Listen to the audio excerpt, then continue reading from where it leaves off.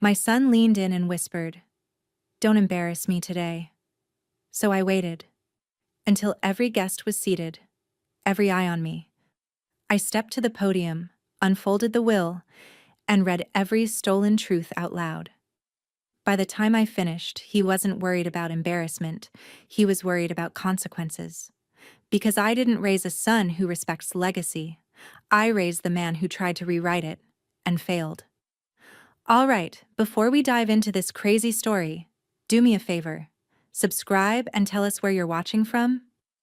The church hall smells of lilies and the faintest hint of something stale, like time itself settled into the polished pews.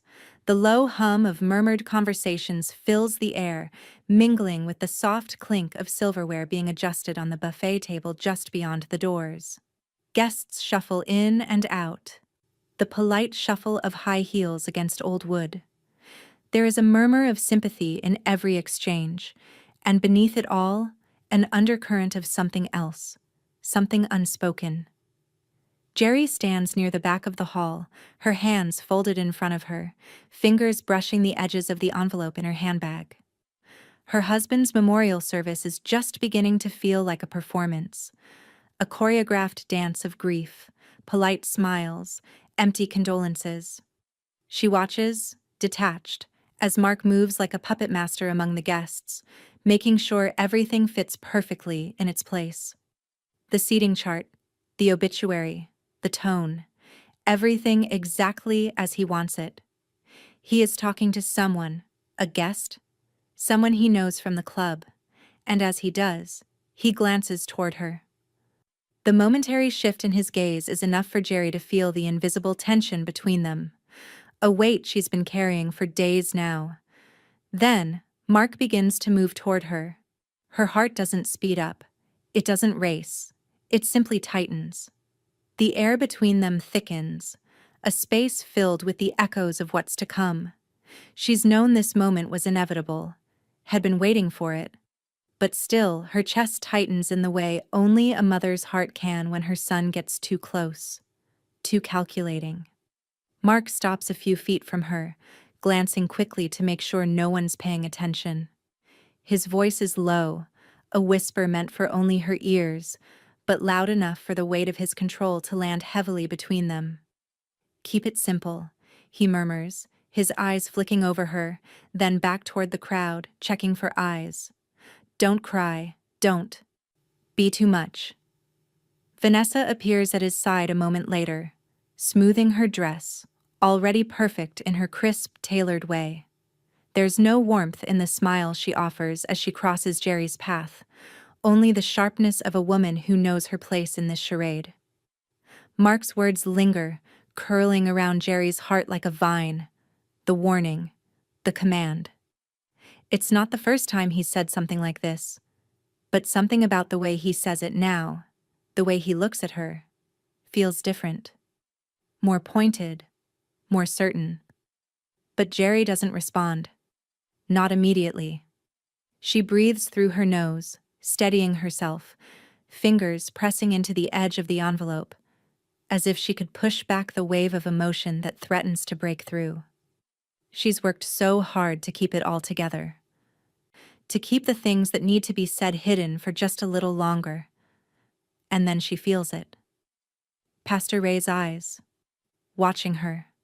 As always, the quiet observer. Jerry's gaze briefly shifts toward him. Pastor Ray stands at the far side of the room, adjusting the microphone at the podium, preparing for the service to begin. His expression is unreadable, but there's an understanding there, a familiarity in the way his gaze holds hers for a fraction longer than necessary. Something in her chest loosens at the sight of him, like a small breath of air after being underwater for too long. But then Mark shifts, breaking the moment. His voice again, this time with a hint of frustration. "Mom," he presses, his eyes narrow. "Just, please. You know what I mean." Jerry's jaw clenches, but she holds her ground. She won't give him the satisfaction of knowing just how deeply his words wound her. She won't let him see the crack in her armor. "I know," she replies, her voice steady, a little too controlled. Her lips press together, and she nods. But it's not the words that matter now. It's the weight of what's coming. The truth she's about to speak. The truth that no one is ready to hear. Mark watches her a moment longer, as if assessing, before he turns back to Vanessa, who's already moving toward the front of the room to take her place by his side. The tension doesn't dissipate. It only hangs there, thick and oppressive. Jerry doesn't move. Her eyes are locked on the envelope, which she grips tighter as the first notes of the memorial service begin to play, a soft, melancholy hymn, more polished than personal. She feels the weight of the room press down on her, the eyes of the guests no longer just observing the service, but everything that will follow. And as she takes one last steadying breath, she realizes something. Her son has no idea what's coming, the will, the truth, and the reckoning. Jerry's fingers tighten around the envelope. It's time. The sound of the hymn fills the hall, muffled, as Jerry feels the weight of the silence between her and Mark. The soft hum of the crowd settles into the background as the slideshow flickers to life on the large screen at the front of the church hall. It's all so meticulously arranged, perfectly polished images, carefully chosen, like a brand new set of china. The kind of display that feels more like a marketing campaign than a tribute. Jerry stands at the edge of the room, her gaze fixed on the screen. The photos slide by, beach vacations, family barbecues, Mark in various states of triumph, at the country club, on a yacht, shaking hands with important people. But not once does the camera linger on the two people who should be at the heart of it all, her and her husband, the man they came to mourn. Not a single photo of the two of them together. It's subtle, intentional, but it's there, in every frame, like a ghost that refuses to be seen. Jerry's fingers curl into the fabric of her dress, the momentary tightness a small relief in the face of something far heavier. Her husband's absence is palpable in every image, every smile Mark and Vanessa offer to the crowd. Smiles that don't reach their eyes, smiles that have been rehearsed too many times to count. The slideshow continues. The cheerful soundtrack of beach waves and birthday parties filling the space, as if this were a celebration instead of a memorial. The transition between shots is so seamless that it almost feels like a funeral for a stranger, not the man she shared decades of her life with. The final photo flicks past, Mark, standing next to a car he'd bought last year. His hand on the door with an expression so smug it could have been taken from a magazine cover, but not a single image of her husband holding her hand, or them in front of their house, or even laughing together on one of the family trips. As the last photo fades, the video starts. Mark's voice echoes out over the speakers, a mixture of polished rhetoric and rehearsed nostalgia. Jerry's hands tremble slightly, her nails biting into the softness of her palms. She watches, but her thoughts drift back to a different time. Back to the vacations they had taken, the way they'd laughed together on those trips, when their hands were intertwined and the world hadn't yet started to fracture around them. The video plays. Vacation reels from Europe, speeches from business dinners, closing shots of Mark giving a toast at some event that she doesn't remember. There's no trace of the man she had loved, the man who had been her anchor for years. Only the smiling image of Mark, polished and untouchable. Jerry feels the coolness of the envelope in her handbag, pressing against her ribs like a secret that refuses to stay hidden. She stares at the screen, her eyes growing distant, the sound of Mark's voice mixing with the soft, comforting hum of the video's background music. It's all so carefully crafted. The perfect eulogy, the perfect tribute for the perfect son. Vanessa's voice cuts through the noise, her whisper barely audible over the quiet murmur of the crowd. "This is going so well," she says, a smile in her voice. But it's empty, cold. She's not talking about the memorial, she's talking about the show. The performance. The part where Mark's public image is preserved, polished, and revered. Jerry doesn't turn to look at her. Instead, she pushes through the knot in her chest and stands a little straighter. She moves slowly past the screen, her footsteps soundless on the thick carpet. Her eyes stay fixed ahead, steady as ever, even as the weight of the situation presses down on her. There's nothing she can do to stop the video now. Nothing she can say to rewind the moments that have led to this place. But she doesn't have to. Because what comes next, the part no one expects, is already written. As she moves closer to the podium, Jerry feels Pastor Ray's gaze on her.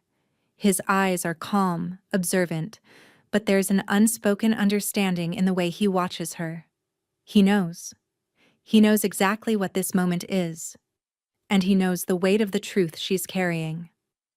He's been in her corner for so long, seen so much more than the polished public facade Mark wears. And right now, as Jerry passes by the screen, the one person who understands her, the one person who sees what no one else does, is silently watching. She feels his quiet support, like the faintest breeze that ruffles her hair. It's enough to steady her, even if just for a moment. The video finally ends, and the silence that follows is thick. Too thick. People start to murmur to each other, their voices filling the empty space left by the carefully curated film. The tension feels like a living thing, crawling through the room. Jerry steps to the front, the envelope heavier in her hand now, a reminder of the truth she is about to speak. Mark doesn't look at her, his attention fixed somewhere else. Vanessa shifts, her hands smoothing her dress once more, ready for whatever comes next, as if this moment is just another in the long line of performances they've been rehearsing for years. But it's not. It's time. Jerry clears her throat, the sound loud enough to draw every eye in the room. And the silence that follows is the kind that swallows all other sound. She lifts the envelope. The light in the kitchen that afternoon had been thin and gray, the kind that made everything look like an old photograph, edges soft, colors fading. Outside, the oak trees groaned under the weight of a late winter wind. Jerry stood at the sink, rinsing out 2 coffee mugs, the sound of water steady and comforting. Behind her, she could hear him, her husband, folding the morning paper with slow, deliberate care. "Jerry," he said finally. There was something in his tone, something quiet and tremulous, that made her pause mid-motion. She turned, wiping her hands on a dish towel, and saw that his fingers were shaking slightly, the paper trembling like dry leaves. His face looked older than it had the day before. She crossed to him, instinctively reaching for the coffee pot. "You need a refill?" He didn't answer. His eyes lifted to hers, steady now, but full of something she hadn't seen before. Not fear, exactly. Not guilt. Something heavier. Resignation, maybe. "Sit down," he said softly. She did. The chair creaked under her as she settled across from him. The distance between them felt strange, like there was a wall neither of them could name. He reached for her hand. His skin felt colder than usual. "There's something I need to tell you," he said. "Before it gets worse." Jerry's breath caught, her heart skipping in quiet panic. For a second, she thought he was about to talk about his health again. The doctor's appointments. The medication he always insisted he didn't need. But then he looked at her differently. His eyes weren't pleading for mercy. They were pleading for trust. "It's about Mark," he said. She felt her body tense, her hand stiffening in his. He noticed but didn't let go. "What about him?" He hesitated, his thumb tracing the edge of her wedding ring. "He's been taking money." The words fell between them like glass. She blinked. "What do you mean, taking money?" He sighed and leaned back, rubbing his temples. "From the trust." Quietly. Little withdrawals at first. I noticed months ago, but I wanted to believe it was some misunderstanding. Then Donna called last week. Said there were transfers she couldn't explain. Transfers? Her voice rose, sharp and disbelieving. You mean he's stealing? He didn't answer. He didn't have to. Jerry's chest constricted. My God, he's already spending what I haven't given him. Her husband finished for her, his tone raw. He bought that damn boat. The one he said was an investment opportunity. I wanted to tell you sooner, but I kept thinking I could fix it, that he'd come to his senses. The clock ticked on the wall, loud enough to fill the silence that followed. She wanted to cry, she wanted to shout.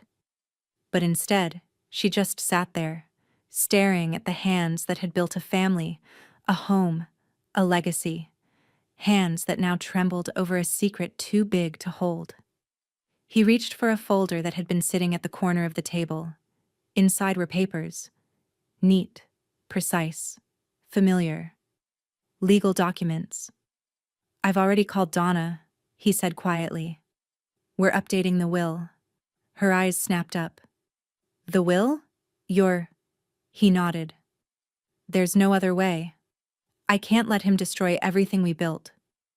The kitchen door creaked open then, and Donna Pierce stepped in, her winter coat still buttoned, hair tousled by the wind. She looked from one to the other, reading the heaviness in the room in an instant. I came as soon as he called, she said, her voice low but firm. We'll do this the right way. They sat together at the table, the three of them, while Donna opened her leather folder and began sorting the documents. The smell of ink and paper filled the air, mingling with the faint aroma of the coffee that had long gone cold. Her husband dictated the words slowly, deliberately, his voice steady despite the tremor in his hands. Any heir found to have accessed or misused family trust funds prior to my passing shall forfeit all inheritance, he said. Then, looking directly at Jerry, he added, and this clause is not to be omitted. Donna wrote it out in clean, looping script, her pen scratching softly against the paper. When she finished, she pushed the sheet toward him. He signed with quiet resolve, the sound of the pen's click echoing louder than it should have. Then, he looked at Jerry. You'll read it, he said, his eyes never leaving hers. When the time comes. Her breath caught. I can't. You can. He interrupted gently. And you will. Read it out loud. Let everyone know what's true. The words lodged deep inside her, heavy and unshakable. A command, but also a plea. Donna slid the completed will into a new folder, pressing her seal over the flap with careful precision. It's done, she said. This version stands. Her husband reached across the table, his fingers brushing hers once more. Promise me, Jerry. Her throat burned. I promise. He smiled then, faintly, tiredly, but with something like peace flickering behind his eyes. Good. Then we're settled. The wind howled outside, rattling the window panes. The papers on the table fluttered for a moment, then went still. Jerry sat there long after Donna had gone, after the front door had closed, after her husband had retreated to his chair by the fireplace. The house was quiet except for the steady ticking of the clock and the faint hum of the furnace. She looked down at the sealed envelope Donna had left in her hands. It felt heavier than paper should. When she finally stood, her eyes were blurred with tears she hadn't realized were falling. She pressed the envelope to her chest, the promise echoing through her mind. Read it out loud. Let everyone know what's true. Outside, the wind grew harsher. Inside, Jerry whispered to the empty room, I will. And the sound of her own voice made her shiver. The final hymn faded, its last note trembling through the air before dissolving into silence. All that remained was the faint hum of the microphone and the soft rustle of people shifting in their seats. Pastor Ray stood at the podium, his voice steady, his words deliberate, an anchor in a room that had become far too polished, too rehearsed to feel real. "Let us bow our heads," he said. The congregation obeyed, heads dipping in neat unison. But Jerry didn't close her eyes. She watched as Mark stood at the front, his hand resting lightly on Vanessa's shoulder, chin tilted at that exact angle he used for photos. Watched as her husband's framed picture glowed faintly under the church's overhead lights, his warm smile now a backdrop to Mark's performance. Pastor Ray's words drifted over the crowd. Something about peace, about eternal rest. But all Jerry could hear were the sounds beneath it. The clink of someone's bracelet, the soft coughs of guests waiting for permission to leave, the faint murmur of impatience. Her hands rested in her lap, the envelope hidden beneath her folded fingers. It felt hot now, like it had a pulse of its own. When Pastor Ray finally closed his prayer with a gentle amen, the room exhaled as one. Mark stepped forward immediately, his timing perfect. "Thank you," he began, his tone a smooth blend of sorrow and control. "Thank you, everyone, for coming to celebrate my father's life. He paused, lowering his head, just enough to make it seem heartfelt. He was a man of quiet dignity, and I think he'd want us to remember the good, to move forward with grace." His gaze swept the crowd, then landed, briefly, on her. A warning hidden in a look. The same look he'd given her in the hallway earlier, the one that said, "Don't ruin this." Vanessa was quick to step in, smiling that delicate, hostess smile that never reached her eyes. "Please, everyone," she said softly, "join us for the reception. We have food and refreshments in the next room." There it was, the tidy conclusion, the fade-out before the credits rolled. Guests began to stir. Whispers, the soft shuffle of heels, chairs scraping against the floor. The low murmur of conversation began to fill the space like static. Someone laughed too brightly near the back, eager to pivot from grief to comfort food. Mark looked relieved, shoulders loosening as he gestured toward the buffet. Vanessa was already directing traffic, ushering people toward the door, all smooth gestures and brittle grace. And Jerry? She stayed seated. She stared straight ahead, her eyes fixed on the podium, her heartbeat drumming in her ears. The air around her felt too thin, the lights too bright. Her husband's photograph stared back at her from the easel beside the altar, his expression caught forever in that small, knowing smile. She could almost hear his voice again, soft, trembling, certain. "Read it out loud. Let everyone know what's true." Her fingers tightened around the envelope. Pastor Ray caught her eye from across the room. He didn't speak, didn't move, just gave the smallest of nods, the kind of gesture that said, "It's time." Jerry rose slowly. The movement was subtle at first, barely a ripple in the flow of people. Then the air shifted. A few guests paused, uncertain. The murmur dulled. Mark turned, confusion flickering across his face. "Mom?" he said, his voice low, uncertain. Jerry didn't look at him. She stepped toward the center aisle, her heels clicking softly against the tile floor. Each step echoed louder than it should have, like the room itself was holding its breath. When she reached the podium, she placed the envelope down gently, her hand resting over it for a moment. "I have something to read," she said. Her voice wasn't loud, but it carried. It had the kind of calm that made people stop moving, stop whispering. Mark froze. "Mom, now's not—" She looked up, her gaze locking onto his. Her tone didn't waver. "It won't take long." A ripple of unease moved through the crowd. Guests glanced at each other, sensing the undercurrent they couldn't yet name. Vanessa's smile faltered, a crack forming in her perfect composure. Jerry slipped a hand into her bag and pulled out the envelope, the one sealed 6 months ago in that gray kitchen, the one that had haunted her every day since.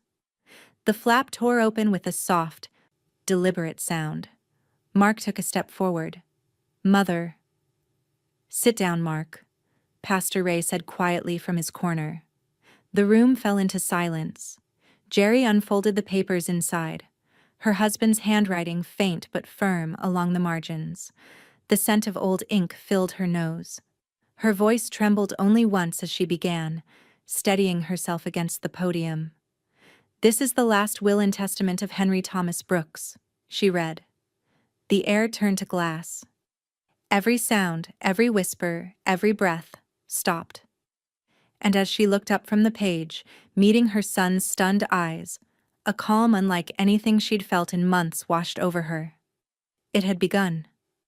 The paper trembled slightly in her hands, not from weakness, but from the quiet electricity pulsing through the room. Jerry's voice carried over the pews, crisp and deliberate, every syllable slicing through the murmurs that tried to rise.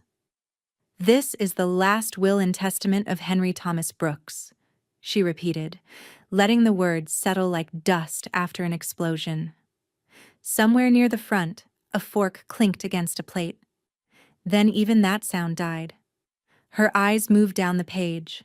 The ink was faint in places, her husband's handwriting dense and careful, his signature flourish at the end of each paragraph. She could still remember him leaning over that kitchen table, his hands shaking, insisting on writing the date himself. She found it now. "Dated," she read, her tone firm. "August 14th, this year." A beat of silence, then another. It took a moment for anyone to do the math, to realize what it meant. That the will was barely 2 months old, rewritten well after her husband's last hospital visit. Long after Mark thought every matter had been settled, finalized, safely under his control. Mark's expression faltered, the color draining from his face. His jaw tightened, his posture too stiff for the casual image he tried to maintain. Beside him, Vanessa's hand fluttered to her chest, her smile frozen mid-expression. 2 months? Someone whispered from the second row. Jerry kept reading. "The undersigned declares this to be his final and complete will, superseding all prior versions, regardless of date or custodian.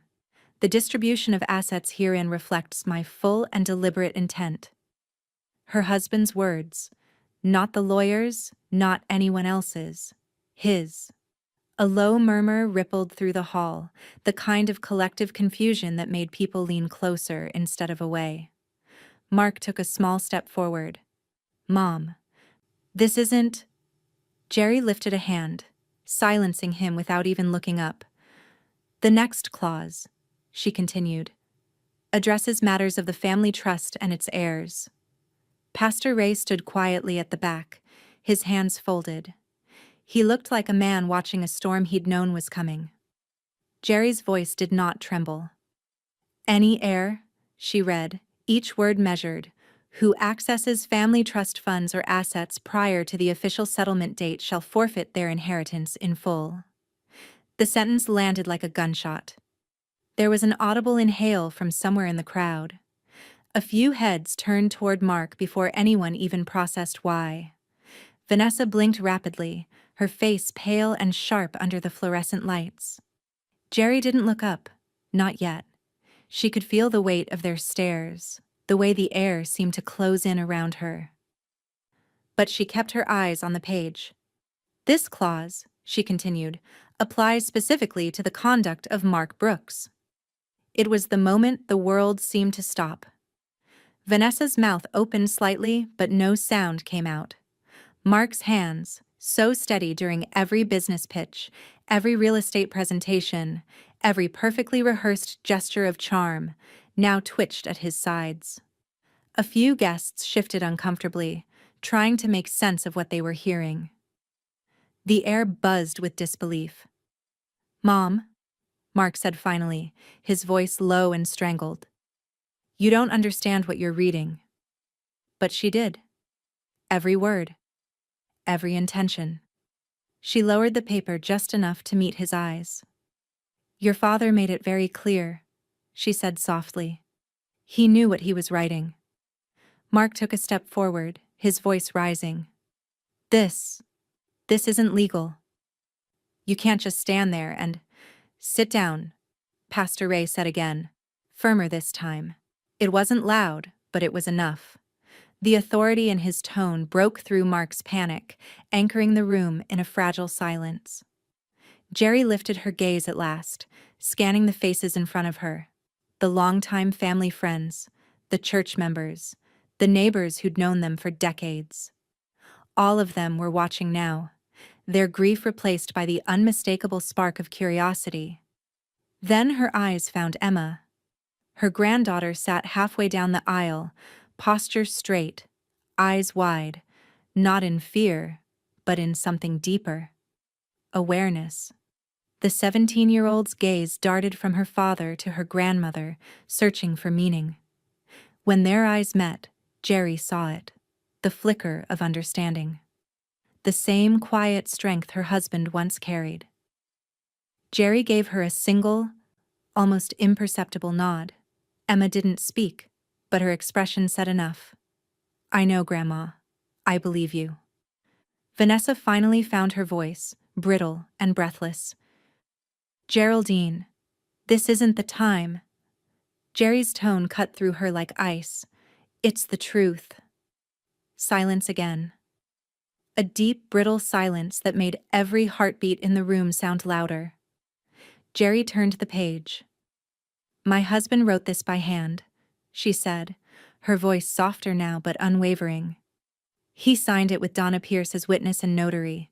This is the document that stands. She could feel Mark's stare, cold and burning, but she didn't look his way. Not yet. Because this wasn't over. She wasn't just reading a document. She was dismantling an illusion, piece by piece, clause by clause. And as the paper trembled faintly in her grip, the faintest smile tugged at her lips. Her husband's words echoed in her mind, clear as the day he spoke them. Read it out loud. Let everyone know what's true. She took a breath, readying herself for the next line. But then she caught sight of Emma, eyes glistening, lips parting as if to say something, and the sound that followed was small, almost swallowed, but unmistakable, a quiet gasp. The crowd turned toward her. Emma's gaze was fixed on her father. And in that charged second, as Mark's expression hardened, Jerry realized. This was only the beginning. For a full, echoing second after Jerry spoke her son's name, the world refused to move. Then the chaos began.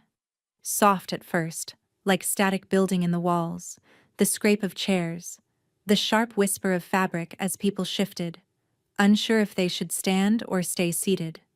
Forks clattered against china, forgotten mid-bite. No one was eating anymore.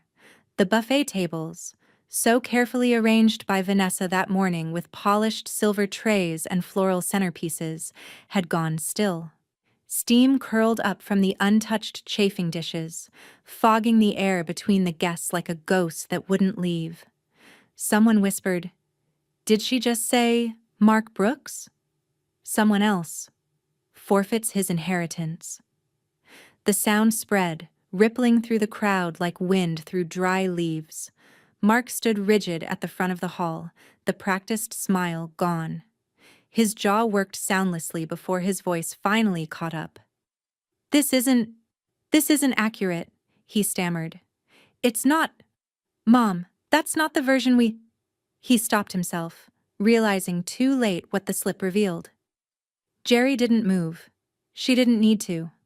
The weight of the paper in her hand did the talking. Vanessa was the first to react. She glided forward in her black heels, every step measured, her expression a porcelain mask cracking under pressure. "Everyone," she began, with that brittle hostess voice, "why don't we all give Mrs. Brooks a moment? This has been emotional for her." Her tone was sugar, but her eyes screamed shut it down. No one moved. They weren't guests anymore. They were witnesses. "Please." Vanessa tried again, turning her attention toward Pastor Ray. "Maybe you could—" But before she could finish, the sound of heels clicked from the hallway. Sharp, steady, familiar. Donna Pierce. The room seemed to shift around her as she entered. Folders tucked neatly under one arm, her gray blazer immaculate, expression unreadable. She didn't hurry, didn't need to. The hush followed her like gravity. "Sorry I'm late," she said evenly, stepping into the center aisle. Her gaze met Jerry's, calm and knowing, before landing squarely on Mark. Traffic was murder. Mark's composure broke. "Donna, thank God, you can clear this up. Tell them this isn't—" She dropped the folders onto the nearest table with a flat thud. "It's the only version signed and notarized," she said. "2 months ago. My seal's still on the envelope if you'd like to inspect it." The murmurs died instantly. Vanessa's hand flew to her mouth. Her eyes darted toward Mark, pleading for him to do something, but there was nothing left to control. He looked cornered now, every ounce of charisma stripped away, replaced by the kind of panic he could no longer disguise. "Donna," he started again, softer, desperate. "Dad wasn't thinking clearly. He was sick. You know that." Donna's gaze was steady, merciless.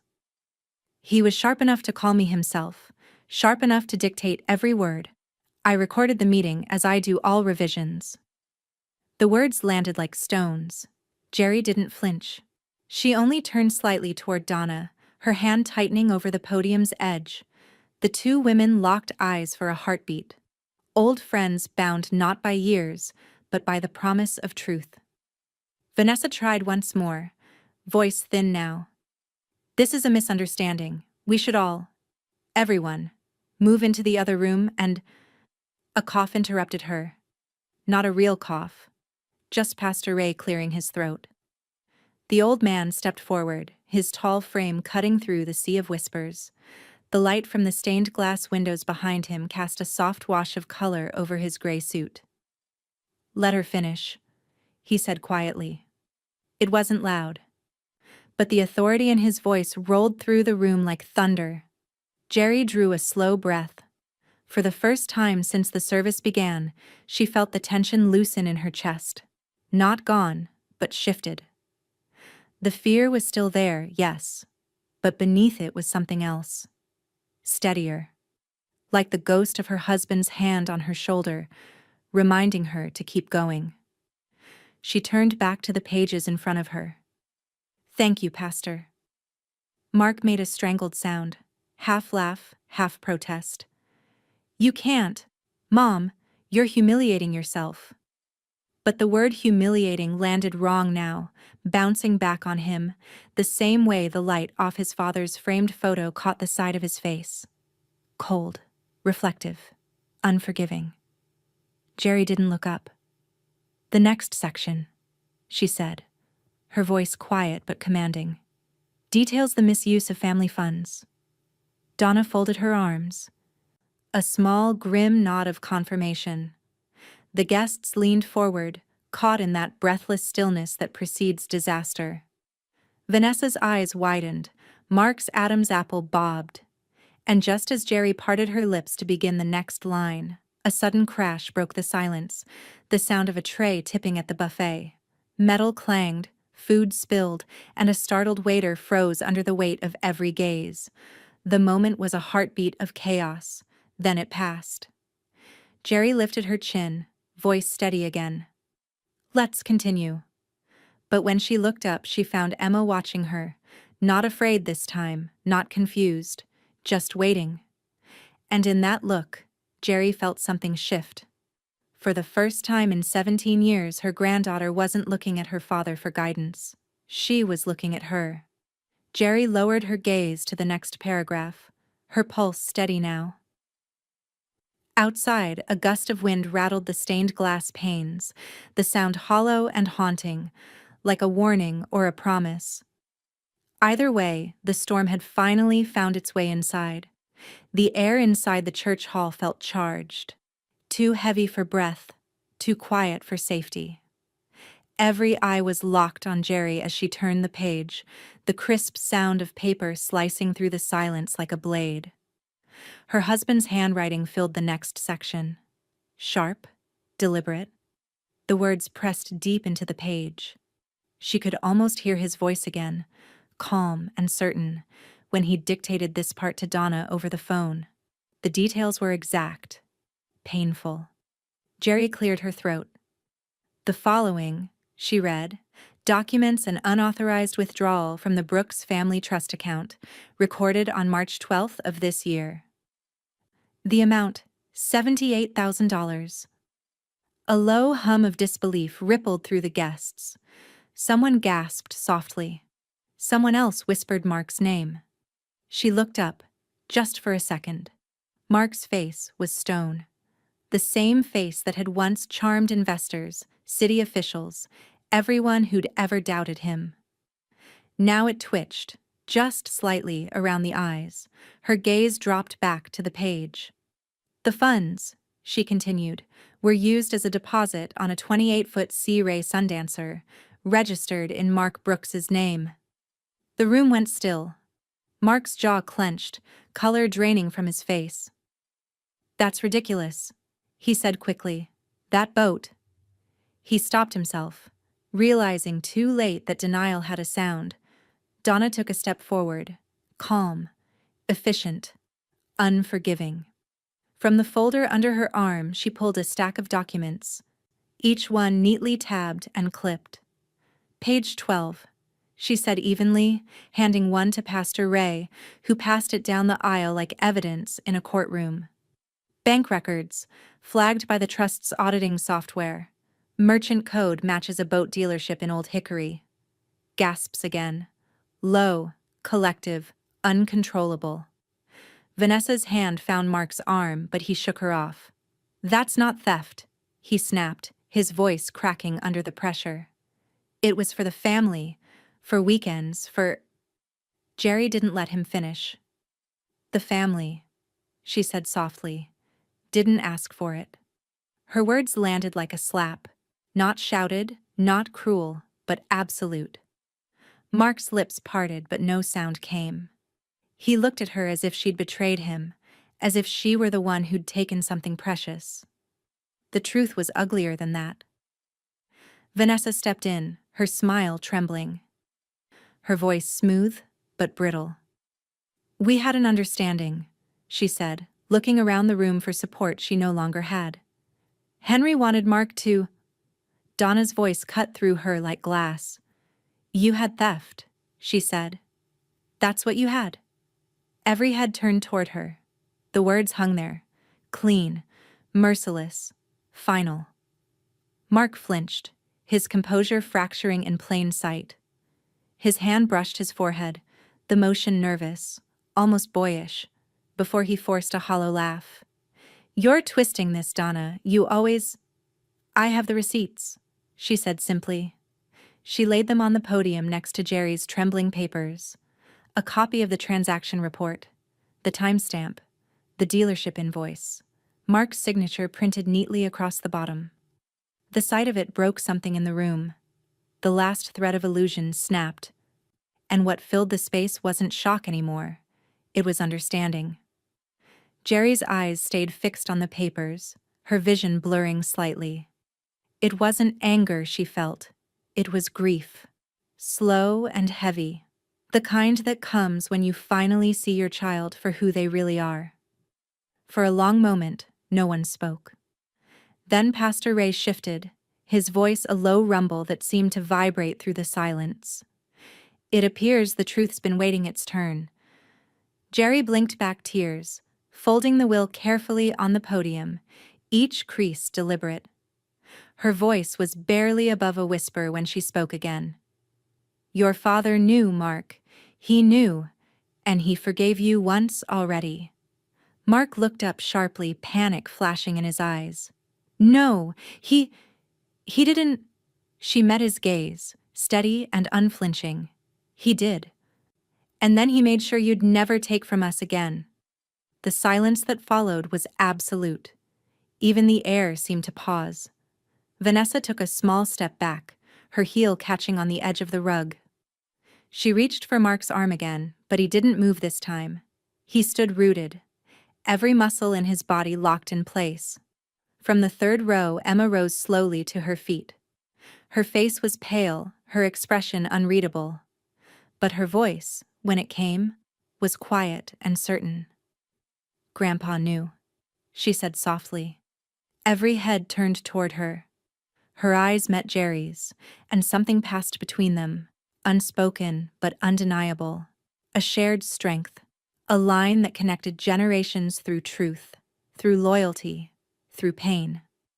Jerry gave her a tiny nod, pride and sorrow tangled together in her chest. Mark turned to his daughter, voice cracking. "Emma, don't—" But she didn't look at him, not anymore. The moment stretched, fragile and electric. Then Donna closed her folder with a sharp snap. "We're not done," she said. "There's one more section." The air shifted again. Everyone froze. Mark's face went bloodless, and Jerry, standing at the podium, felt the weight of what came next pressing against her chest like a heartbeat. The next page waited under her fingertips, heavy as judgment. For a long, breathless moment, no one moved. The will sat open on the podium like a wound that couldn't be closed. The pages had shifted under Jerry's trembling fingers, revealing the next section, but she didn't read yet.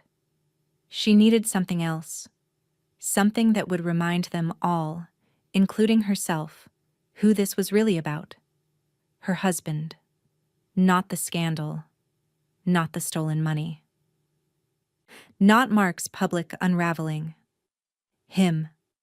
She reached into her purse, the same small black clutch she'd brought to every church service, every family wedding, every funeral. Inside was a single photo wrapped in a tissue, folded with the precision of memory. She unfolded it slowly. The image was sun-bleached from time.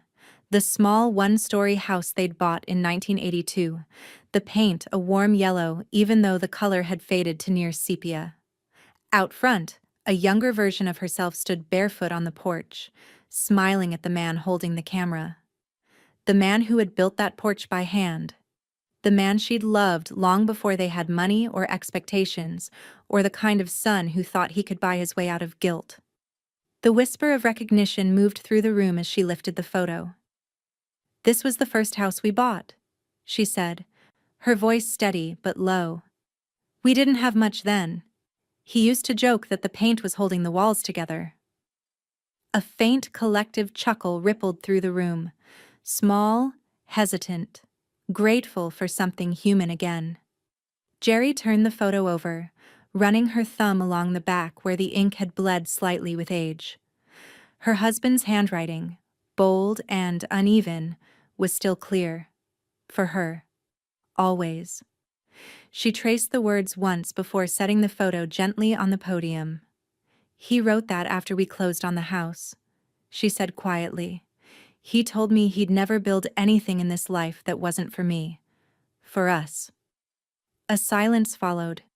Not heavy like before, but reverent. A space carved by love, remembered. Jerry looked up, her eyes sweeping the crowd. Many of them had known him. The man before the illness, before the trust, before the money had twisted things. She saw their expressions change as they began to recall the truth behind the headlines of Mark's curated grief. Pastor Ray stepped forward then, his weathered face softened by something like relief.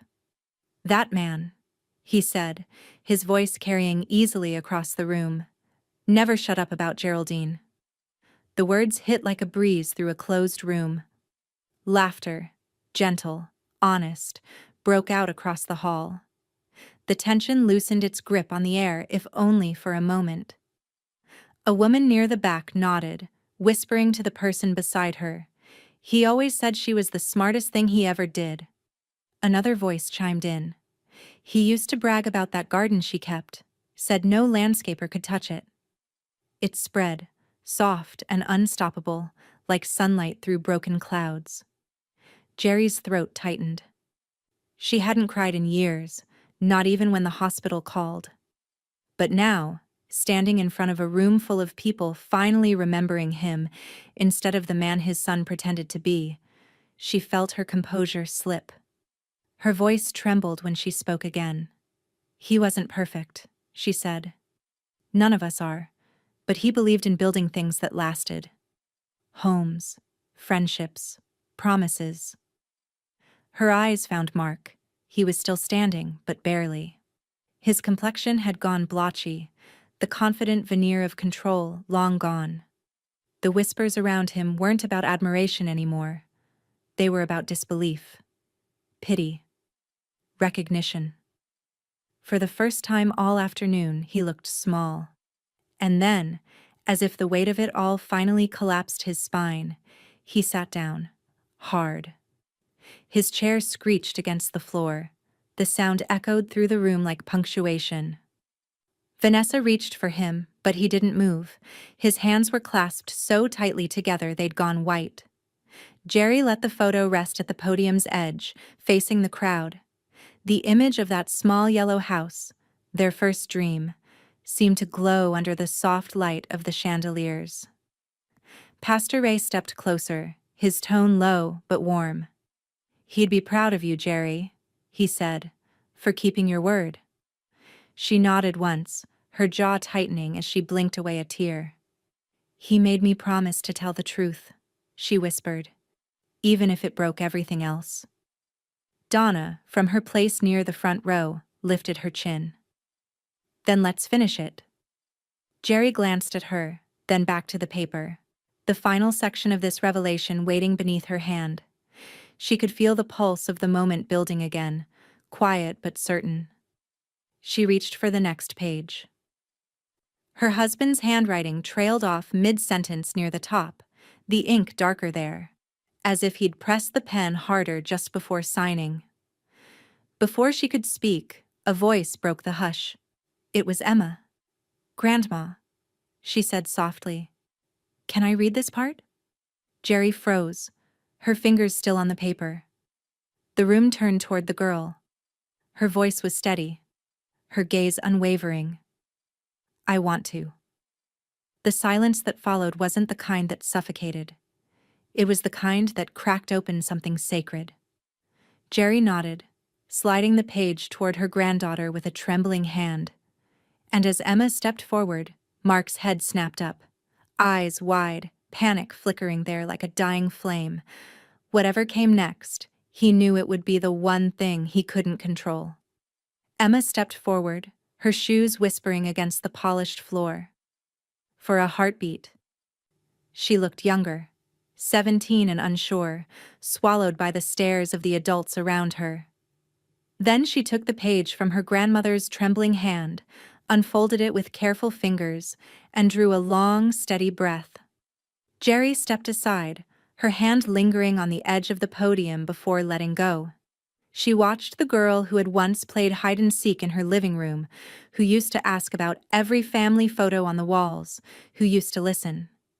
Now she stood there in front of everyone, poised, spine straight, jaw tight with quiet resolve. The room was silent except for the faint hum of the overhead lights. Emma began to read. Her voice was soft at first, quivering at the edges, but clear enough for every corner of the room to hear. "To Emma," she read, "who always asked questions, I leave everything." A collective murmur moved through the guests, disbelief flickering from one face to another. Even Donna looked momentarily still, her expression unreadable. Mark's head jerked up, eyes widening, his face draining of color. "What?" The word came out strangled, almost a whisper, as if he couldn't trust his own hearing. Vanessa clutched her pearls, an unconscious, reflexive motion, and looked around as though someone might intervene. No one did. Emma blinked rapidly, steadying her voice as she continued. "Because she saw through noise," she read, her throat tightening, "and valued truth." The air shifted. The weight of her grandfather's words, clear, unflinching, final, hung over the crowd like a church bell's toll. Emma stopped for a second. Her lip trembled. She faltered, taking in a breath that hitched halfway through. Jerry reached out, a soft gesture of support. but Emma shook her head. No, I've got it. She wiped her cheek quickly and went on. He said, truth is the only inheritance that matters. Money disappears. Reputation fades. But honesty, her voice cracked. That's the part that lives. The room had fallen utterly silent again. No whispers this time. No nervous shifting. Only the sound of Emma's voice, clear and unwavering now, filling the air that had once belonged entirely to Mark. Vanessa tried to recover her composure, her voice a brittle whisper cutting through the stillness. This is absurd, she hissed. She's a child. She doesn't even understand what she's reading. But before she could say more, Pastor Ray raised a hand, the movement so calm yet commanding that it stopped her cold. Let her finish, he said softly. It wasn't a suggestion. It was a benediction. Emma's eyes lifted from the page. He left everything to me, she said quietly, more to herself than anyone else. Then, lowering the paper, she looked straight at her father. But you know what, Dad? Her tone wasn't angry. It wasn't vengeful. It was heartbreakingly calm. I don't want his money. Mark blinked. For a second, his mouth opened as if to speak, but nothing came. Emma took one step forward, her hands still shaking, but her voice steady as a thread pulled taut. I want her legacy. She turned toward her grandmother. Yours. His. The one you built together. That's what I want to protect. The words struck something deep, something ancient in Jerry. Her hand flew to her mouth, the tears she'd fought back all evening finally slipping free. Donna moved then quietly, efficiently, setting a folder on the podium. Inside, a single document gleamed under the church lights, the official property transfer forms, notarized and complete. The will names Emma as successor to all holdings, Donna said simply. Including the Brooks estate. Gasps spread across the crowd. Mark surged to his feet, voice breaking. No, this is manipulation. You think I'm just going to… Sit down, Donna said. The calm in her tone hit harder than any shout could have. You've done enough talking. Mark hesitated, frozen in place. Vanessa's lips trembled as she looked between them, her perfect facade unraveling thread by thread. Henry would never… He did, Pastor Ray interrupted gently, and we all just heard it. Emma's hand fell to the table beside the podium. The old photograph of the yellow house still lay there, her grandfather's scrawled message visible to everyone. For her. Always. She touched it lightly, the way someone touches the past when they realize it belongs to them now. When she looked up again, her face was wet with tears, but her expression was resolute. He meant all of us, she said. The ones who tell the truth, even when it hurts. The room was so quiet you could hear the faint hum of the refrigerator from the buffet line. Jerry's breath caught in her throat.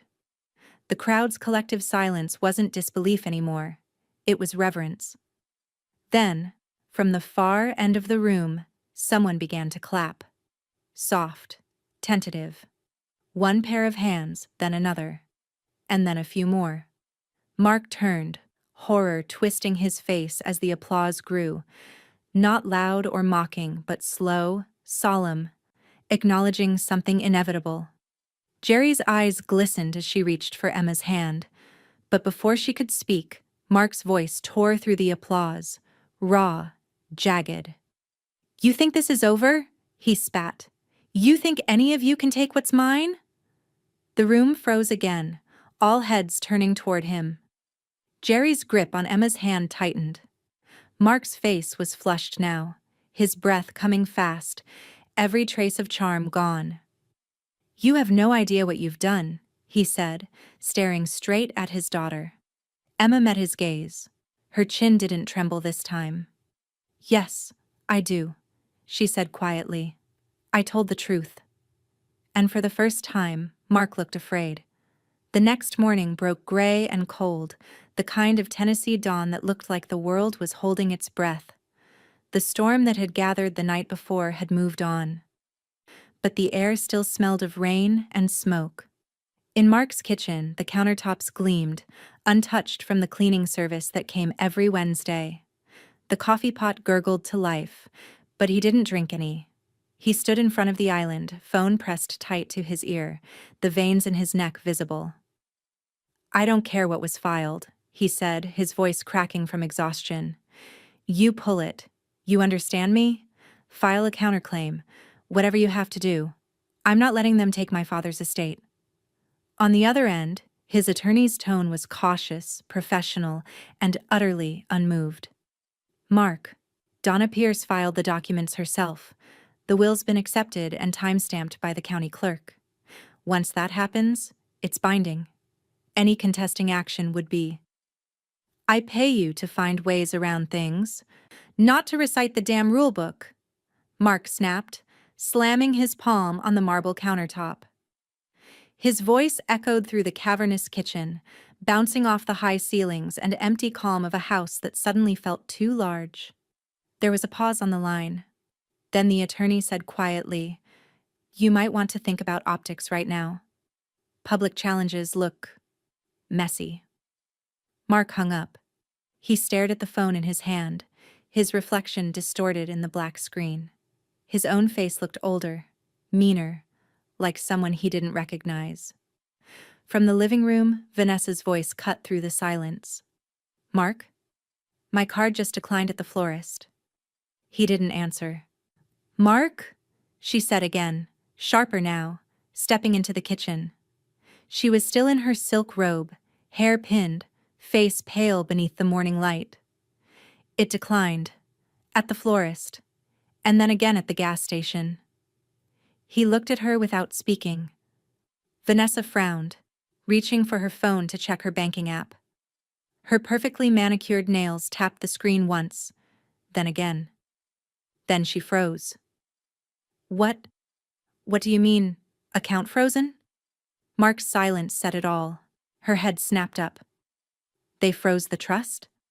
He gave a hollow laugh, humorless, ragged. "Looks that way." Vanessa's mouth fell open. For the first time in 20 years, she looked less like a socialite and more like someone cornered. "You said this wouldn't happen," she whispered. "You said you took care of it." He turned away from her, jaw tightening, eyes fixed on the rain-slick street outside. "So did he," he muttered. Vanessa stood there a moment longer, her voice shaking now. "What are we supposed to do, Mark?" But he didn't answer. He was already dialing again. Across town, in a smaller kitchen, the kind that smelled like bread and clean linen, Jerry sat at her old oak table, the one she'd refused to replace even when Mark offered her something modern. A fresh pot of coffee steamed between her and Donna, who was quietly sorting through papers, reading glasses perched low on her nose. "The filing went through before midnight," Donna said, sliding a stamped document across the table. "He'll find out soon enough." Jerry nodded slowly, fingers brushing the embossed seal. "He already knows," she said softly. Donna studied her face. "And how are you holding up?" Jerry didn't answer right away. She was watching the sunlight creep across the linoleum floor, the soft hum of her refrigerator filling the quiet. "It's strange," she said finally. "I thought it would feel like victory, but it just feels done." Donna gave a small nod. "That's what truth feels like. It doesn't shout. It settles." The doorbell rang. Jerry's heart gave a small, startled jump. Donna raised an eyebrow.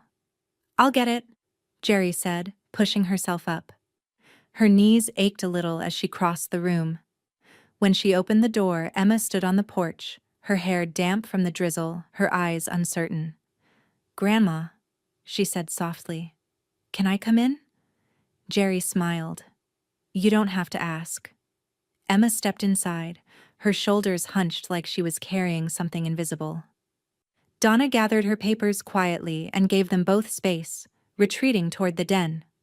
For a long moment, Emma just stood there, staring at the worn table, the framed photos on the walls, snapshots of a life that now technically belonged to her. Finally, she turned. Was I really enough for this? Her voice cracked just a little, but it was enough to pierce the quiet. Jerry's eyes softened. You were the only one who listened, she said. Emma swallowed hard. I don't know if I can do what you did. You don't have to, Jerry replied, moving closer. You just have to remember why we did it. The rest will take care of itself.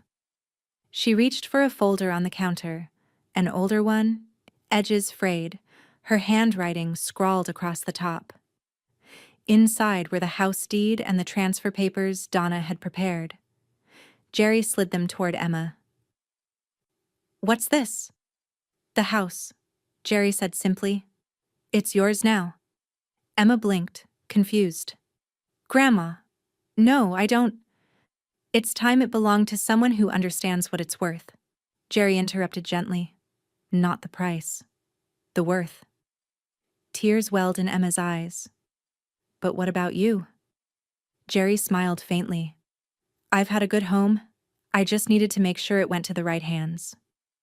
The words hung there, soft and final, like a benediction. From the hallway, Donna reappeared, her tone brisk but kind. I'll file the deed this afternoon. Emma stared down at the papers, the edges trembling in her hands. She looked back at her grandmother, eyes shining with equal parts love and fear. Grandma, she whispered, he's going to come after us. Jerry's face didn't change. Her voice was calm, almost serene. Let him. A moment of silence stretched between them. Then the phone on the counter began to ring. The sound was sharp, insistent. Jerry didn't move to answer it.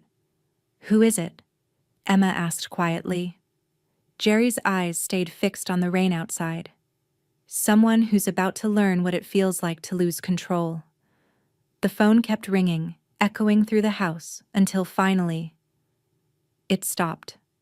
The courthouse in downtown Nashville smelled faintly of old paper, coffee, and rain-soaked coats. The kind of smell that carried stories of decades of arguments, verdicts, and things people wished they hadn't said. Jerry sat at the plaintiff's table beside Donna, her hands folded neatly in her lap. She wore the same gray suit she'd worn to her husband's memorial, a quiet act of defiance. Across the aisle, Mark leaned close to his attorney, whispering fast, his jaw tight enough to crack. Vanessa sat one row behind him, sunglasses perched on her head even though the room was dim. The bailiff's voice cut through the low murmurs. All rise. Everyone stood as Judge Miriam Gable entered, a woman with a reputation for hating theatrics and a soft spot for handwritten wills. She adjusted her glasses, glanced over the file in front of her, and nodded for everyone to sit. Mr. Brooks, she said, looking at Mark's lawyer, you requested this hearing to contest your father's will. I trust you have new evidence to justify the court's time. The attorney, a man too smooth for his own good, stood. Yes, Your Honor. We intend to show that the updated will was written under coercion, specifically by Mrs. Geraldine Brooks, who we believe exerted undue influence over her husband in the final weeks of his life. A murmur rippled through the gallery. Jerry didn't flinch. Donna's pen clicked once, a small, sharp sound that cut through the air like punctuation. The lawyer gestured toward Jerry. The changes were substantial, unexpected, and occurred when Mr. Brooks was under medical care and heavy medication. The result, my client's complete disinheritance, suggests manipulation. Thank you, Counselor, Judge Gable said, her tone dry. Do you have proof? He smiled thinly. We have testimony that Mrs. Brooks handled all correspondence with the estate attorney. Donna's eyebrow arched. That would be me, she said. The courtroom chuckled softly. The lawyer pressed on. We believe this revision was not the true intent of the deceased. Donna rose smoothly before Jerry could respond. Permission to submit rebuttal evidence, Your Honor? Proceed, the judge said. Donna walked to the evidence table with the deliberate calm of someone holding a royal flush. From her briefcase, she removed a small black device, a digital recorder, its edges worn from years of use. She placed it gently on the table. "I anticipated this," she said. "Mr. Brooks's father asked me to document every revision meeting for transparency. This recording," she said, clicking it on, "was made in my office 2 months before his death. It's time-stamped, verified, and stored in 3 separate encrypted backups." Mark shifted in his seat. "What recording?" he demanded, his voice a mix of disbelief and panic. Donna ignored him. She pressed play. The speaker crackled, and then Henry Brooks's voice filled the room. Low, calm, unmistakably alive. "Donna, I want to make this clear. Geraldine and I have discussed this together. This is my decision. Mine alone." The sound of a chair creaked. Then, faintly, Jerry's voice, soft in the background. "Are you sure, Henry? You don't have to rush." "I'm sure," he replied. "If our son wants to build his own empire, he can start without mine. What I've earned should go to the one person who still listens." The recording continued. "Read it back to me," Henry said. Donna's voice echoed through the speakers, reading line by line the same clauses Jerry had spoken at the memorial. Each word crisp, deliberate. "And sign," Henry said at the end, his pen scratching audibly on the paper. "You want me to witness?" Donna's recorded voice asked. "Please, and make a copy for Geraldine to keep safe. She'll know when it's time." The playback ended. The room went silent except for the faint hum of the ceiling fans. Judge Gable leaned forward, her expression unreadable. "That's time-stamped?" "Digital log, video backup, and the physical notary seal," Donna confirmed. "All verified." The judge turned her gaze to Mark. "Mr. Brooks, I assume you were unaware of this recording?" Mark's lips moved, but no words came. His lawyer leaned in, whispering urgently, but Mark's hands were already trembling. Across the room, Vanessa covered her mouth, color draining from her face. Judge Gable tapped her pen once, then set it down. "This court finds the will to be valid and enforceable. Mr. Brooks's father spoke clearly and without coercion. This will stand." The gavel struck once, sharp and final. Mark's lawyer straightened, face pale. "We withdraw our motion, Your Honor." Jerry exhaled slowly, her fingers unclenching in her lap. Donna clicked off the recorder and gave her a small nod. More victory than celebration. More truth than triumph. Mark remained seated, staring straight ahead, his breathing shallow. The sound of the gavel still hung in the air like an echo that wouldn't fade. Vanessa leaned close to him, whispering something, but he didn't hear her. His world had narrowed to a single sound, his father's voice, immortalized on that small device, saying words that could never be taken back. As the courtroom emptied, Emma appeared at the back, clutching her grandmother's coat.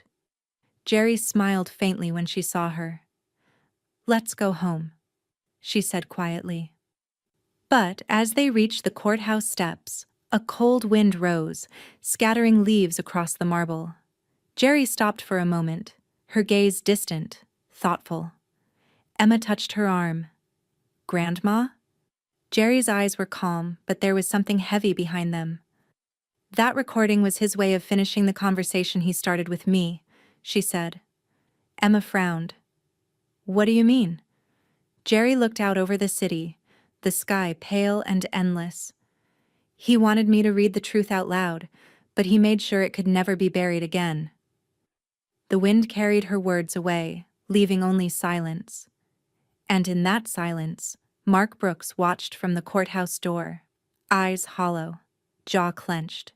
He hadn't lost a courtroom battle. He'd lost his father's last word.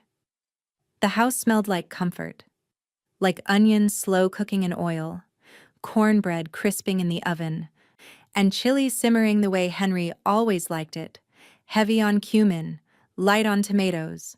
Steam curled lazily from the pot as Jerry stirred it, her movements unhurried for the first time in months. Outside, the sun was sliding behind the bare oaks, washing the kitchen in gold and quiet. The chaos of courtrooms and whispers and accusations was finally somewhere far away. Donna was the first to arrive, tapping twice on the screen door before letting herself in. "Something smells like peace," she said, setting down a bottle of red wine on the counter. Jerry smiled. "Peace with a little paprika." Pastor Ray followed soon after, his long frame nearly filling the doorway. He carried a pie, apple, from the diner he'd been going to since the 80s. "Don't get too excited," he said, setting it down. "They started using canned filling." "That's fine," Jerry said, ladling chili into a ceramic bowl. "Canned counts as effort at our age." When Emma arrived, the kitchen light caught the shine in her hair. She carried a small recording microphone clipped to her shirt, a laptop bag slung over her shoulder. "Don't mind me," she said, setting up on the sideboard. "I'm starting the digital archive. Grandpa deserves a history that doesn't disappear." Donna raised an eyebrow, already pouring herself a glass of wine. "A digital archive, huh? Sounds official." Emma smiled shyly. "It will be." They all gathered around the table: Donna, Ray, Emma, and two of Jerry's oldest friends from the library who had helped her through the lonely years after retirement. The chatter was soft, the laughter gentle.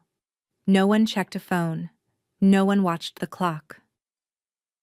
When they bowed their heads for Pastor Ray's blessing, the only sound outside was the wind rustling the maple leaves. His voice was low, reverent, but not formal. "For truth that hurts and heals," he said, eyes lifting briefly toward Jerry. "And for the people who still dare to tell it." "Amen," murmured the table. The clinking of silverware followed, a kind of music in itself. Jerry filled her bowl last, taking the seat at the head of the table where Henry used to sit. The chair felt larger now, not emptier. She looked at them, the people who had stayed when everything else fell apart. The chili was spicy, smoky, a little too thick. But nobody complained. Donna tore a piece of cornbread in half and said, "You should bottle this, you know. Call it Vindication Stew." Laughter rippled around the table. Even Emma smiled as she adjusted her mic and hit record. "Okay, Grandma," she said, "tell me about 1982, the Yellow House." Jerry leaned back, her eyes softening. "That house was a mess," she began. "We bought it for $17,000, and the roof leaked every time it rained. Your grandfather said it was an honest roof. It only told the truth." The room chuckled, but Jerry's tone stayed wistful. He spent the whole summer fixing that place. Every night he'd come in covered in paint and sawdust, smelling like cedar and sweat. And he'd still insist on dancing with me in the kitchen before bed, even when the radio didn't work. Emma's fingers hovered over the keyboard, typing gently. "You still have the radio?" "In the garage," Jerry said. "Still doesn't work." Donna lifted her wine. "To broken radios." Then, "To broken radios." The table echoed, glasses clinking softly. The warmth from the food, from the laughter, from the small fire in the hearth filled the house until even the corners that had once felt cold seemed to hum. Jerry could almost see Henry sitting at the end of the table, his hand around his mug, his grin a little crooked. She reached for her old journals stacked on the buffet behind her. The covers were cracked, pages stuffed with recipes, pressed flowers, grocery lists, and half-finished letters. "These should go in your archive too," she told Emma. Emma took them carefully, reverently. "I'll scan every page."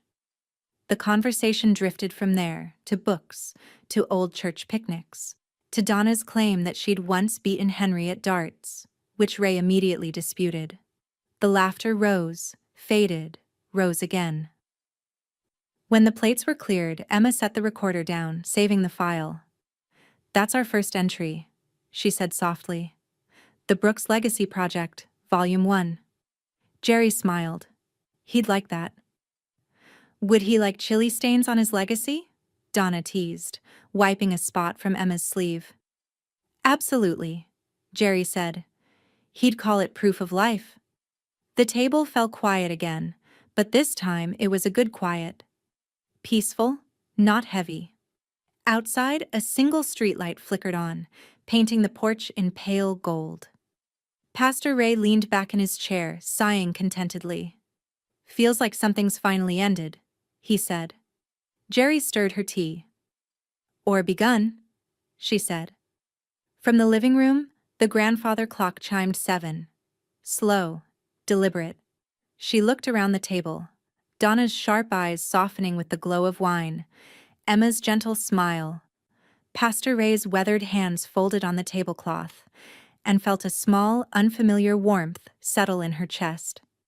For the first time in a long time, she didn't feel like she was keeping a secret. She was just living.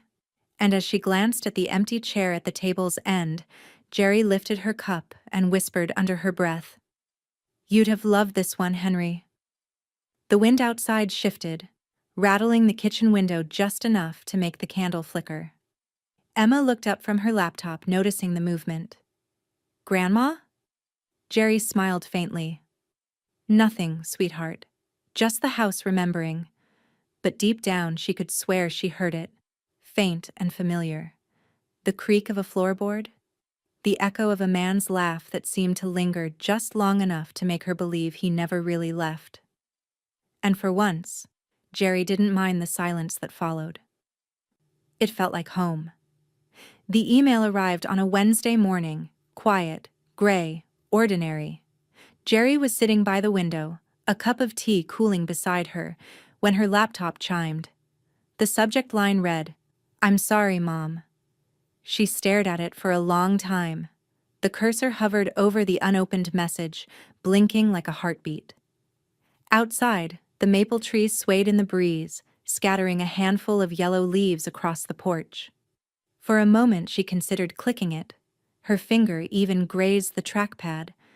But then she remembered the memorial, the crowd, the forced smiles, the warning hissed in her ear. "Don't embarrass me." She closed the laptop. And that was that. 2 days later, Donna stopped by with scones and gossip. She never said she read the business journal, but her tone betrayed her. "You hear about the buyers pulling out of Mark's downtown development?" she said casually, breaking a scone in half. "Ethics board's investigating some irregularities with his escrow accounts." Jerry didn't look up from her knitting. "Irregularities," she repeated, as if testing the word for bitterness. Donna shrugged. "Seems Karma can file paperwork too." Jerry smiled faintly. "That's between him and his conscience." She didn't ask for details. She didn't need them. She already knew that Mark's world, so perfectly polished, so carefully constructed, was unraveling faster than he could spin his way out. His partners had stopped returning calls. His name had disappeared from the local Chamber of Commerce newsletter. Vanessa had started showing up to church alone. Her diamond wedding band replaced by a slim gold band that looked more practical than proud. People whispered. Nashville had a way of doing that, with slow drawls and polite half-smiles.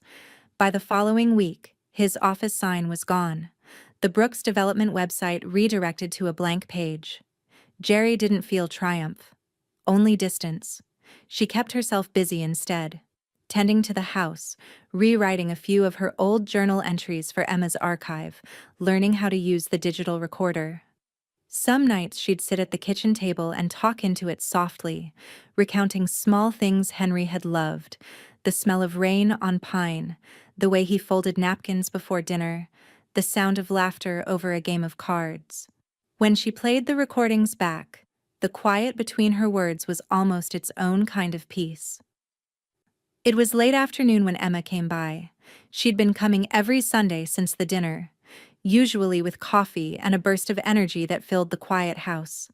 This time, she came with an envelope clutched in her hand and an expression halfway between joy and disbelief. "I got in," she said breathlessly, holding it out.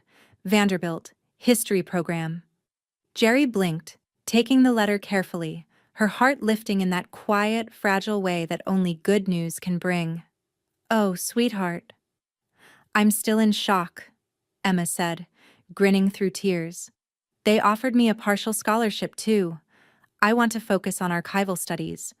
Grandpa's project got me hooked."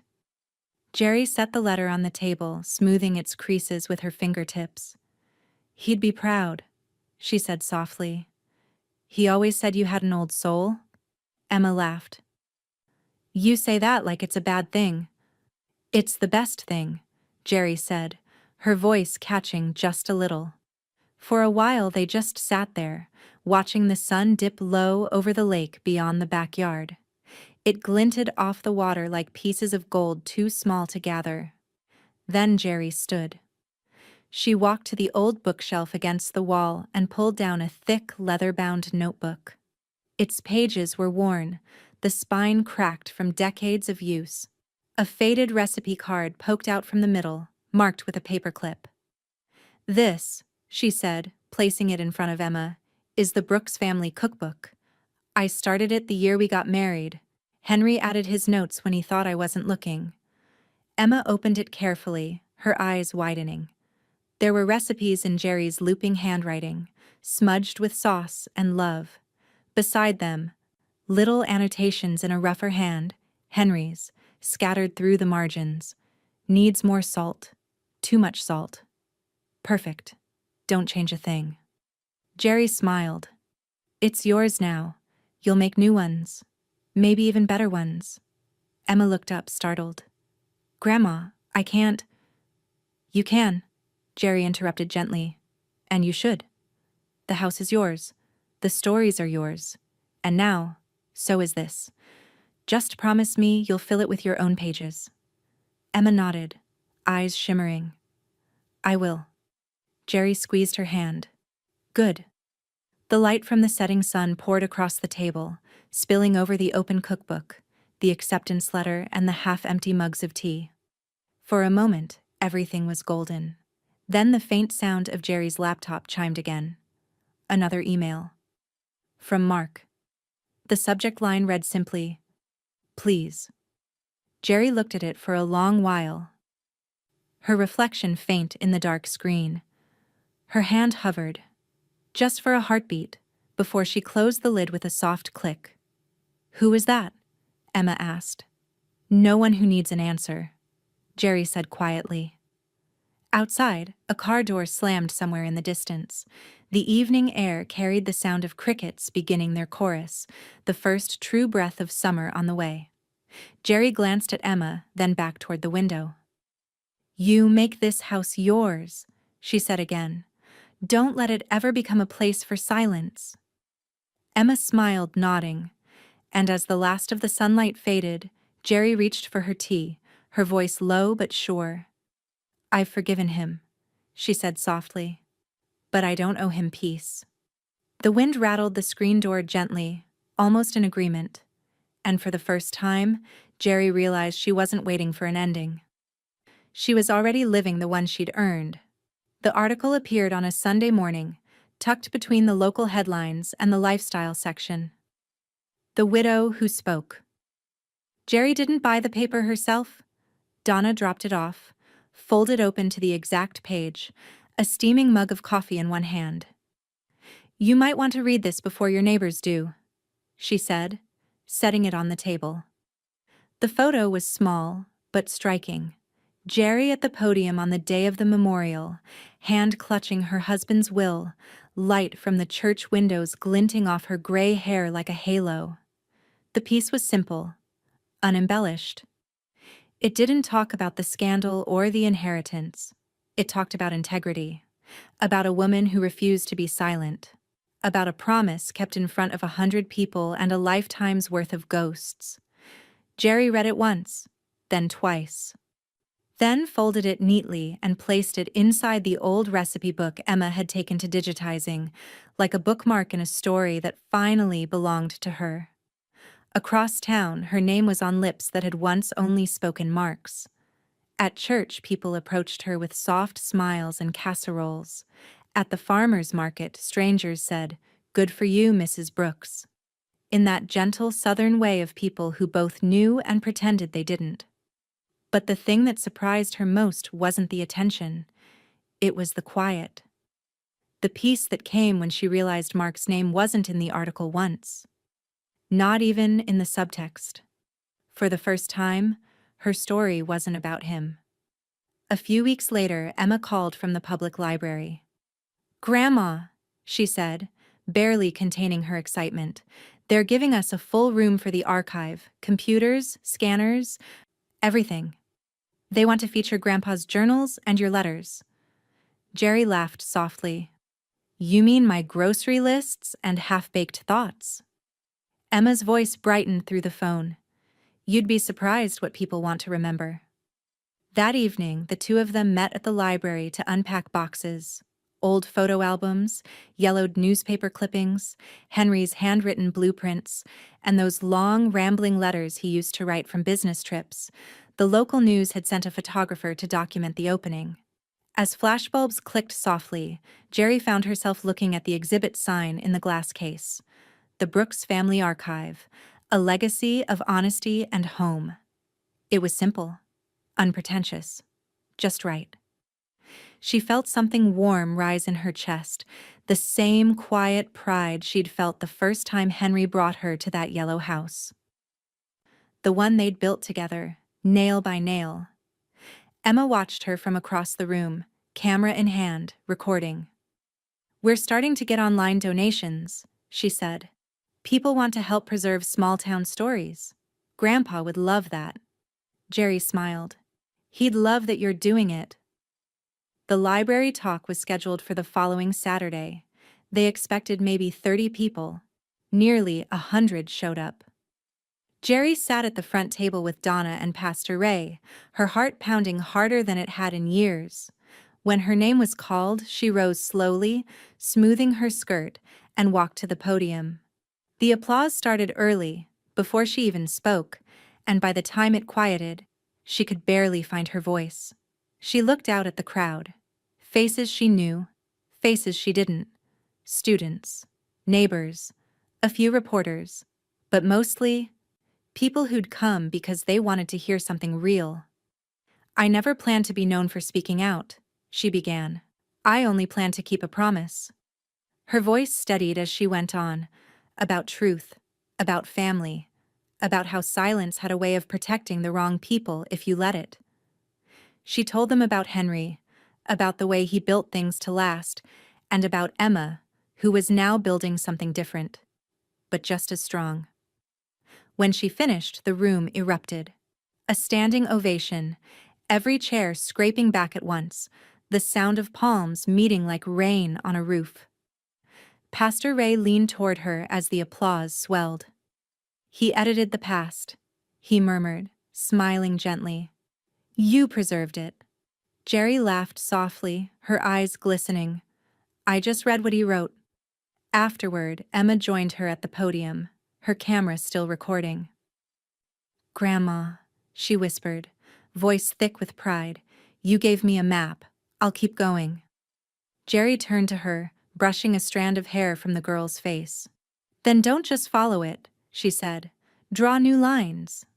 They stood together as the crowd lingered, Donna chatting with patrons, Ray shaking hands, the faint smell of paper and old wood wrapping around them like memory.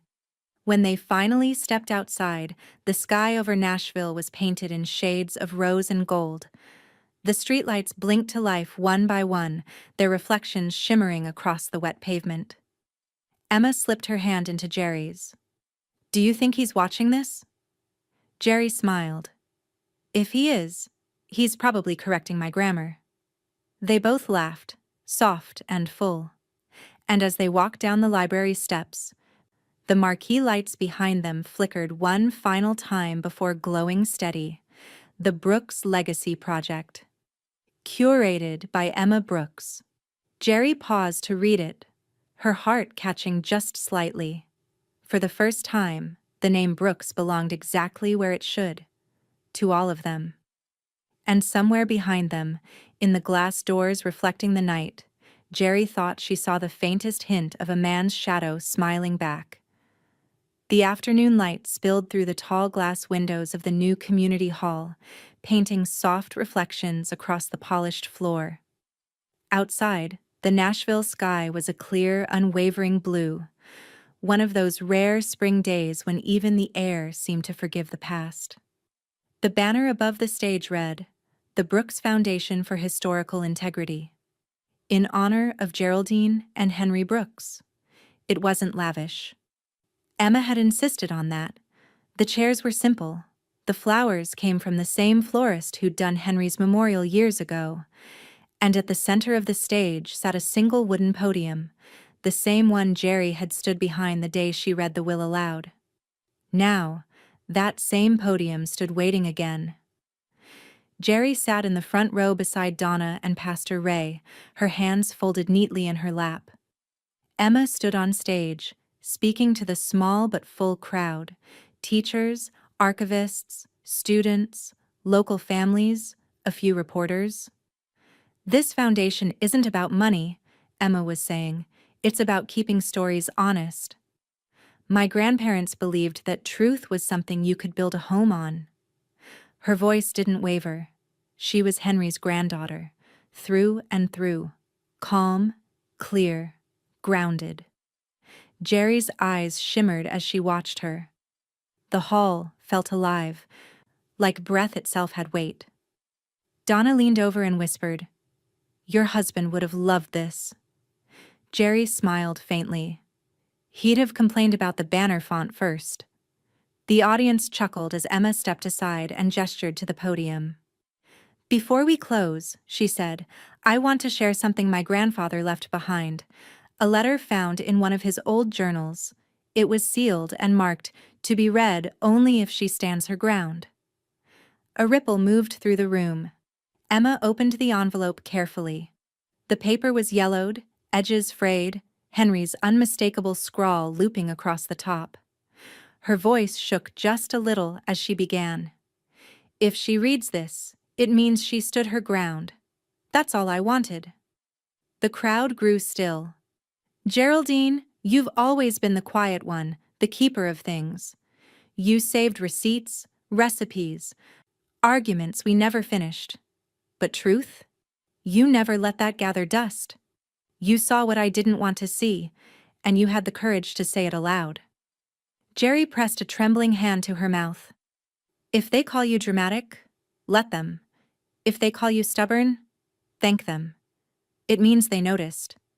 You gave our name weight again, the kind that can't be bought, only earned." Emma paused, glancing down at her grandmother. Jerry's face was wet with tears, the good kind, the kind that didn't burn but cleansed. "If she reads this," Emma continued softly, "then she's already done what I couldn't. She made the truth louder than the lie." A hush fell so deep that even the air seemed to still. When the letter ended, Emma folded it back along the creases and placed it gently on the podium. Nobody clapped. Not yet. It wasn't the kind of moment that needed applause. Donna reached for Jerry's hand, squeezing it tight. Pastor Ray bowed his head briefly, eyes glistening. Then, in his slow, deliberate voice, he said, "May this foundation carry the same grace that built the Brooks home, one truth at a time." He laid his hand over Jerry's shoulder and added quietly, "You've done the work, Geraldine. The rest belongs to history." Jerry turned toward him, smiling through the tears. And to Emma. Emma stepped down from the podium and slipped her hand into her grandmother's. The applause began then. Slow, rising, warm. Donna dabbed her eyes with a napkin she pretended was for her lipstick. "Well," she said, voice trembling, "I suppose this means the quiet librarian from Willow Creek made front-page history." Jerry laughed softly, shaking her head. "I never wanted to be a headline. No, Donna said. But you became a compass. Jerry didn't answer. She just looked up at the stage, the light pouring through the windows, the photo of her and Henry projected behind the podium, his grin forever easy, hers a little shy. In the back of the hall, the sound of wind pressed faintly against the glass. And in that instant, she knew he was there. Not in ghost or memory, but in every word spoken, every truth preserved, every name now remembered for what it truly meant. She leaned toward Emma, her voice barely above a whisper. You know, your grandfather used to say I embarrassed him once. Emma looked at her, smiling. Did you? Jerry let out a small, breathy laugh, eyes shining as she looked back at the crowd, at the life she'd built out of the ashes of silence. My son warned me not to embarrass him, she said softly, almost to herself. She paused, the applause swelling again, the sunlight spilling across her face like forgiveness. So, I read the will aloud.